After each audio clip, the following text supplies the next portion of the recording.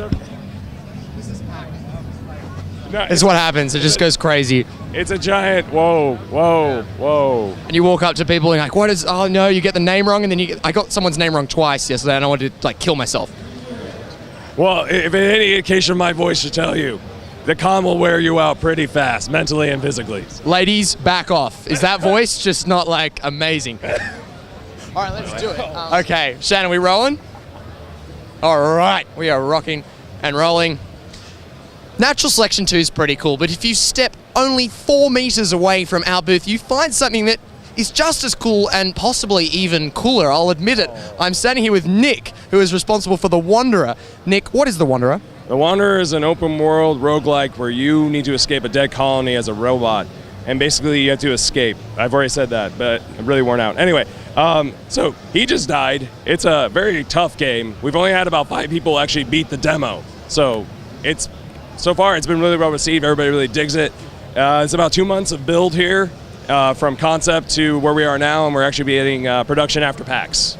Now, you mentioned it's a roguelike. For those of us that don't know what a roguelike is, what is a roguelike? A roguelike is a game where every time you die or start up a new game, the world shuffles, everything changes, placement of items, enemy placement, it's all new.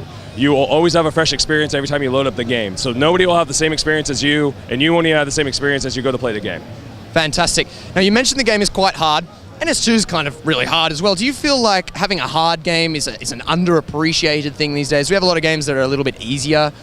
I think it's actually making a resurgence, and it's actually quite refreshing, because for a while we always had like hand-holding tunnel vision games where you're on rails and it keeps you very focused on like the things you want to hit as a designer or whatever. I like the fact that we're giving players choice and we're giving them a challenge, so that way they have something to really sink their teeth into and really get excited for the games they actually want to play and love to play. So NS2 is definitely that kind of game. It's a hard learning curve, but once you actually start learning it, it's really enjoyable to play. And then with this game, we're going to be refining it as we go along, and we're actually going to be keeping an open production schedule with it, and basically updating weekly and all that other such. So it's going to be something that we're going to be very proud of, and hopefully the players really want to play at the end. Now, The Wanderer looks like it's set in quite an open world. There's a lot of movement as Dean runs around this world. It looks like you go in almost any direction. Can you talk us through some of the tech behind that? Is this your own engine? Are you using something else? How do you get an open world game to happen, and what are some of the technical challenges there? All right, well, this is built off the Retrovirus engine, which we built for Retrovirus. A shocking original name, I know, for the engine.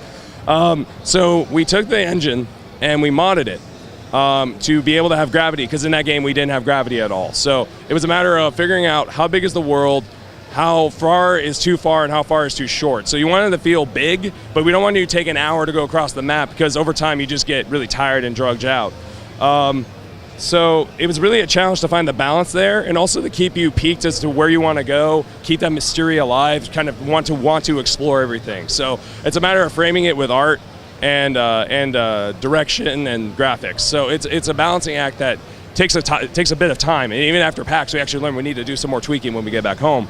But overall, I'm very pleased at how people are playing it and receiving it. And what we need to fix is really clear, and it's very nice to see. So, Nick, the questions you don't want to hear, but I'm going to ask because everyone wants to know the answers, or as close to an answer as possible. When, where, on what platforms, how much? All right. We're probably going to be releasing on PC and Steam when we get the green light from Steam. Meaning the go ahead and go on Steam. We're going to be on PC, where we're going to try to shoot for PS4 if we can. Price point, don't really know right now. That's something we need to discuss still. But for now, it'll probably be a not like exuberant price point. We're not doing the Saints Row 4 Premium Edition for $1 million or something like that. So just $200 or so? Yeah, around $500. We're an indie developer. We need the money. It kind of helps out, Ladies and gentlemen, The Wanderer, check it out. This is 2 months from concept to now. This is the end of our pre-production. Bring it back. What? You okay? I mean, we just cut, the interview's over, but Nick just told me that this took 2 months to make. I mean, Nick, I can't believe you made this in 2 months. How do you do that? Did you sleep? Did your wife leave you? Well, they did call our team's wives the Cadenza widows at one point during Retrovirus, so kind of works that we were somewhat dead. It's a team of 6 that made this. Actually, JJ's right over there. He's the animator.